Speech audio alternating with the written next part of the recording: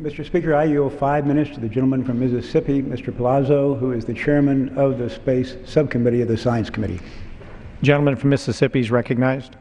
Thank you, Mr. Speaker, and I want to thank the chairman for the time. I want to echo the words of Chairman Smith and Ranking Member Johnson of the Science, Space, and Technology Committee. This is truly a bipartisan bill. The House should be proud of the work the committee has done to be inclusive of members on both sides of the aisle. The authorization levels are responsible and consistent with the Consolidated Appropriations Act of 2014. In a time of increasing partisanship on Capitol Hill, both Republicans and Democrats came together on the House Science, Space, and Technology Committee to craft legislation that moves beyond congressional districts and parochial interests. This bill provides a clear mission and the resources necessary to support that mission. It also continues looking to NASA to provide a strategic roadmap. Space Subcommittee Ranking Member Donna Edwards and I worked long days to put this legislation together. And while Ms. Edwards and I don't always agree, we are united in our unwavering support for NASA and space exploration during this crucial time in our nation's history. We are committed to once more launching American astronauts on American rockets from American soil. I know many of our colleagues agree that American leadership in space is a matter of both national pride and national security. Yet over the last decade, the human exploration program at NASA has been plagued with instability from constantly changing requirements, budgets, and missions. Since President Obama canceled the Constellation program in 2010, NASA's human spaceflight program has been adrift. We cannot continue changing our program of record every time there's a new president. We must be consistent in our commitment to human exploration. That commitment is reflected in today's bipartisan bill, and I'm confident it will continue into the future. The bill before us today requires NASA to develop a human exploration roadmap and provides a framework to build an executable plan for future exploration efforts. The plan required in this bill will serve as a pathway to Mars with multiple missions or mission sets that may be used to demonstrate those technologies and capabilities necessary for deep space exploration. NASA must use this plan as an opportunity to utilize assets from all the mission directorates to find the most efficient and effective ways to build technologies and capabilities within constrained budgets.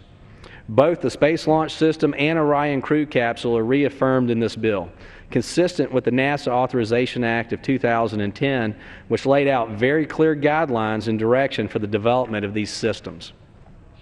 This bill authorizes ample funding for the Commercial Crew Program to ensure safe and on-time development of domestic access to the International Space Station. There are also oversight provisions to ensure transparency in the contracts and processes used to develop these systems. This agreement represents an understanding that both our commercial crew partners and those developing SLS and Orion has a crucial role to play in ending our reliance on Russian rockets. A concrete plan for the future of human exploration beyond the Earth-Moon system must be developed if we have any hope of ensuring America's leadership in space. While this bill does not require NASA to return humans to the Moon, current federal law is still in place that provides guidance on the best path forward into our solar system.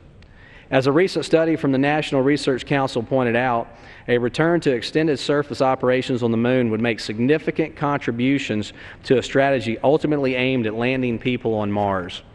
This bill is not perfect. I will continue to raise questions and concerns over NASA's budgets. Increases in Earth sciences funding at the risk of space exploration budgets, costly and complex distractions such as the proposed asteroid retrieval mission, and maintaining adequate funding for the Space Launch System as the next generation of deep space exploration rockets and vehicles. Our bill represents a serious bipartisan commitment to space exploration at a serious time in our nation's history. American leadership in space depends on our ability to put people and sound policy ahead of politics.